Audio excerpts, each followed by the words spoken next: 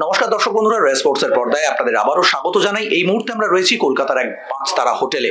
আইএফএর পক্ষ থেকে আজকে এই 5 তারা হোটেলে বিশেষ অনুষ্ঠানের আয়োজন করা হয়েছিল, যেখানে কলকাতা লিগের জন্য নতুন ম্যাসকট উদ্বোধন করা হলো এবং সেই ম্যাসকটের প্রতিকৃতিতে আমরা দেখতে পেলাম বাংলার বিখ্যাত কমিক চরিত্র, যা প্রত্যেকটা তরুণ প্রজন্ম, ছোট ছোট ছেলে মেয়েদের একেবারে খুব পছন্দের, সেই গোপাল ভাঁড়কে আমরা দেখতে পেলাম, যে প্রতিকৃতি কিন্তু এবারে কলকাতা ফুটবল লিগের ম্যাসকট। পাশাপাশি এবারের কলকাতা ফুটবল লিগকে কিন্তু উৎসর্গ করা হয়েছে কিংবদন্তি ফুটবলার পিকে ব্যানার্জির নামে। পাশাপাশি কিংবদন্তি ফুটবলার পিকে ব্যানার্জির নামে কিন্তু বিশেষ পোস্টাল স্ট্যাম্প উদ্বোধন করা হলো। সেই সব মুহূর্ত আপনারা অবশ্যই দেখবেন রে স্পোর্টসের পর্দায়।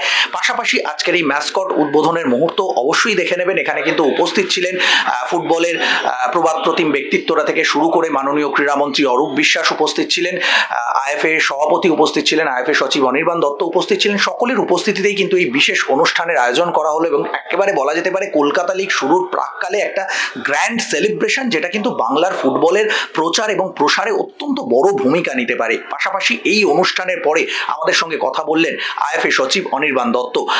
আজকের দিনটা কিন্তু অত্যন্ত গুরুত্বপূর্ণ কলকাতা লিগের জন্য এবং এই বিশেষ দিনে তিনি কিন্তু জানিয়ে দিলেন যে আগামী 25 তারিখ কলকাতা লিগের উদ্বোধন পর্বে কি চমক থাকতে চলেছে বাংলার ফুটবল প্রেমীদের জন্য। পাশাপাশি আজকে যে এই অনুষ্ঠানে মাননীয় ক্রীড়ামন্ত্রী অরূপ বিশ্বাস বাংলার ফুটবলের জন্য যে নতুন প্রস্তাব দিয়েছেন, সঞ্জয় সেনকে কোচ হিসেবে তিনি নাম ঘোষণা করেছেন, এই সমস্ত কিছু নিয়ে কি জানালেন আইএফএ সচিব অনির্বাণ দত্ত, চলুন শুনে নেওয়া যাক তার মুখ থেকেই।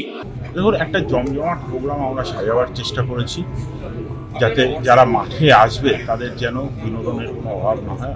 অবভিয়াসলি মানুষ মাঠে আসে খেলা দেখতে, খেলার আগে পরেটাও যাতে ভালো লাগে সেইভাবে লিগটাকে সাজানোর চেষ্টা করা হয়েছে। উড়িষ্যা থেকে একটা গ্রুপ আসছে যারা ড্রামসে নিয়ে পারফর্ম করে, থাকবে কৌশালী ব্যানার্জির গান, থাকবে লেজার শো, থাকবে আলাদা করে ফায়ার ওয়ার্কস, তো একটা জমজমাট সন্ধ্যা এবং থাকবে নাচের প্রোগ্রাম। তো সব মিলিয়ে একটা জমজমাট প্রোগ্রাম আমরা সাজাবার চেষ্টা করেছি। আশা করছি যারা মাঠে সেদিন আসবে 25 তারিখ, তারা আনন্দ পাবে মাঠে এসে এবং একটা ভালো খেলা দেখারও সুযোগ পাবে। আমরা জানি বেহালা এসএস এবং কালীঘাট এমএস দুটোই ছোট টিমদের মধ্যে খুব ভালো সাইড তৈরি করে এবং একটা কম্পিটিটিভ গেম দেয়। তো একটা ভালো ম্যাচ এবং তার সাথে বিনোদনের অন্যান্য ব্যবস্থা সব এক মোড়কে একসাথে থাকছে। 25 তারিখ আমার রিকোয়েস্ট থাকবে সকলকে নৈহাটি স্টেডিয়ামে উপস্থিত থাকার। 5:30 থেকে খেলা শুরু হবে। আমি আশা করছি সেদিন কেউ আশাহত হবেন না। যারা মাঠে আসবেন তারা ব্যাপক আনন্দ করে একসাথে আমরা কলকাতা লিগটার পথ চলা শুরু করব। সঞ্জয় দা নো ডাউট একজন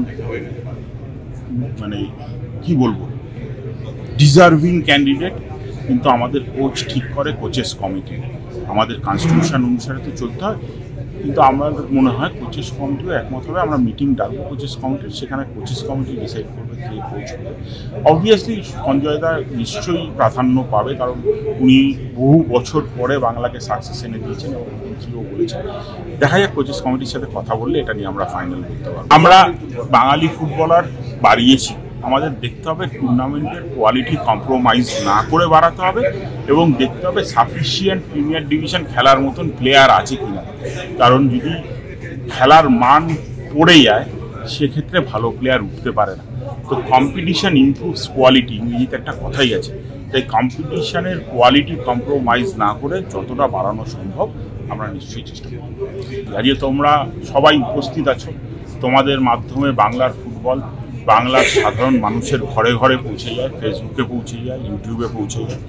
আমি আশা রাখব যে এই বাংলার ফুটবল নিয়ে যে উন্মাদনা সেটা সবাই অনুভব করতে পারবে এবং তোমাদের মধ্যে দিয়ে সবার কাছে বাংলার ফুটবল আরও দৃঢ়ভাবে পৌঁছে যাবে। কমার্শিয়াল রাইটস ওনার এসএসসিএন ওরা ওদের ওখানে খেলাটা দেখাবে, আমাদের কনফার্ম করেছে যে ওদের অ্যাপে দেখাবে। এরপরে কোনো চ্যানেল হচ্ছে কি হচ্ছে না সেটা ওরা ডিসাইড করে জানায়নি, ওরা জানাবে। কারণ ওদেরও তো একটা বাণিজ্যিক দিক আছে। ওরা যখন কলকাতা লিগের পাশে থাকছে এবং এত টাকা ইনভেস্ট করছে, ওরা বাণিজ্যিক দিকটা দেখেই কাজ করবে। তো সেই হিসেবে ওরা এখন টিভির কথা কিছু জানায়নি, আমাদের জানালে। ক্যামেরায় শুভম মণ্ডলের সঙ্গে সৌরভ মুখার্জি, রে স্পোর্টস।